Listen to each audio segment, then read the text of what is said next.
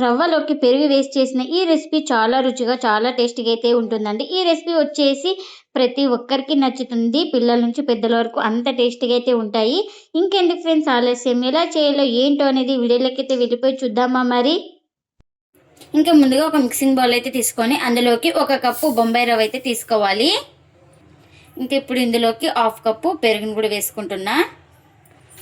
అలాగే 1/2 cup water కూడా వేసుకోవాలి. ఇంక ఇవన్నీ వేసుకొని బాగా కలుపుకుందాం.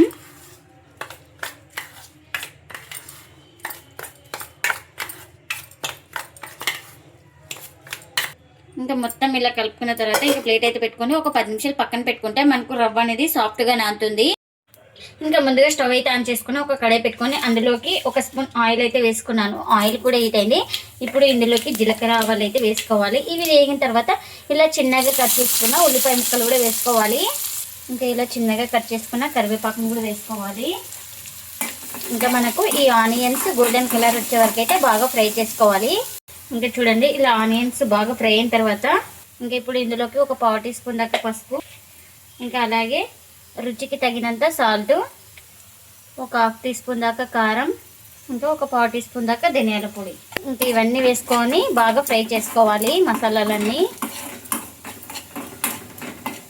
ఇంకా ఇప్పుడు ఇందులోకి నేను ముందుగా ఒక 2 ఆలు అయితే ఉడికించుకొని ఇలా పేస్ట్ లాగా అయితే చేసుకున్నానండి. ఈ పేస్ట్ని అయితే ఈ తాలింపులోకి అయితే వేసుకోవాలి.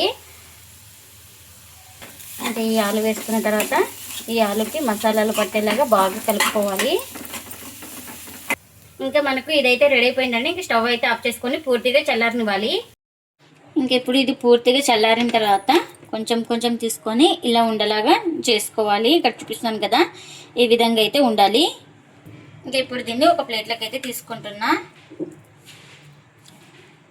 ఇలా కొంచెం కొంచెం తీసుకొని ఇలా రౌండ్గా బాల్ లాగా అయితే చుట్టుకోవాలి. ఇంకా ఎన్ని అయితే అన్నీ ఇలా రెడీ చేసి పెట్టేసుకోవాలి. ఇంక వీటిని పక్కన పెట్టేసుకుందాం. ఇంక ఇప్పుడు ఒక 10 నిమిషాల తర్వాత అయితే చూపిస్తున్నాను చూడండి. మనకు రవ్వ కూడా బాగా సాఫ్ట్గా నానింది కదా. ఇంకా మనకు వాటర్ కూడా బాగా పీల్చుకోయింది. ఒకసారి ఇలా మొత్తం బాగా కలుపుకుందాము.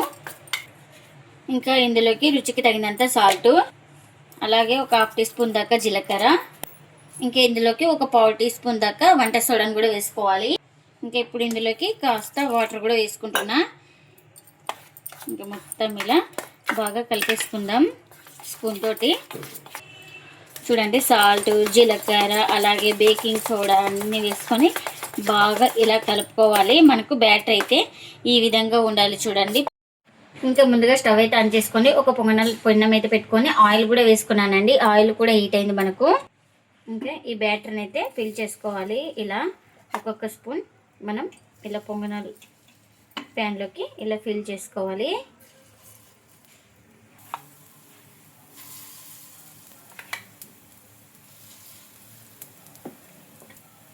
ఇంకా ముందుగా ఈ ఆలు స్టఫింగ్ అయితే రెడీ చేసుకున్నాం కదా, ఇలా పెట్టేసుకోవాలి. ఇలా స్టఫింగ్ పెట్టుకున్న తర్వాత మళ్ళీ పైన కాస్త పిండిని అయితే ఫిల్ చేసుకోవాలి ఇలా. ఇంకా నేను ఇక్కడ చేతితోనే ఫిల్ చేసుకుంటున్నాను. ఇక్కడ ఇంకా మొత్తం ఇలా కవర్ చేసుకోవాలి. ఇక్కడ చూపిస్తున్నాను కదా, ఈ విధంగా అయితే మనకు స్టఫింగ్ అనేది ఎక్కడ బయటకి కనిపించకూడదు. చూడండి మొత్తం అన్నీ ఇలా ఫిల్ చేసుకున్న తర్వాత ఇంకా మూత అయితే పెట్టుకోవాలి. ఇంకా ఇప్పుడు మూత అయితే ఓపెన్ చేసుకొని చూడండి ఇలా పైన పిండి ఆరిన తర్వాత ఇంకా ఇలా నిదానంగా టర్న్ చేసుకోవాలి మరోవైపు అయితే.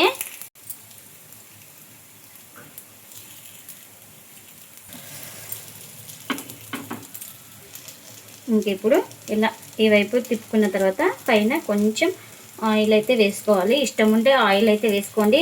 ఇష్టం లేని వాళ్ళు బటర్ కానీ గీ కానీ ఉత్తగా కాల్చుకున్నా కూడా చాలా టేస్టీగా అయితే ఉంటాయి మనకు.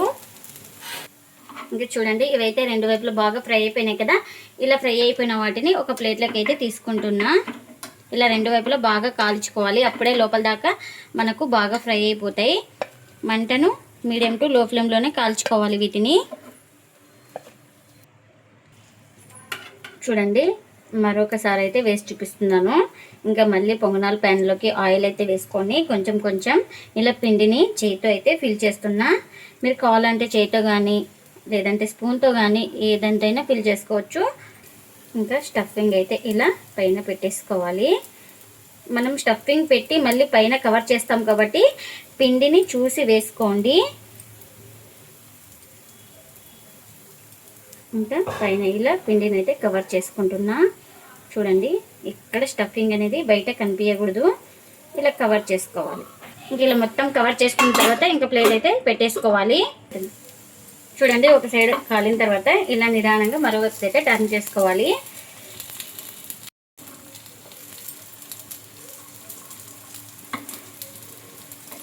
ఇంక ఈ వైపు టర్న్ చేసుకున్న తర్వాత ఇప్పుడు పైన కాస్త ఆయిల్ అయితే వేసుకోవాలి ఇలా. ఇంక ఈ వైపు కూడా బాగా కాల్చుకోవాలి, రెండు వైపులా అటు ఇటు తిప్పుకుంటూ వీటిని. ఇంకెన్నైతే అన్నీ ఇలానే కాల్చుకోవాలి.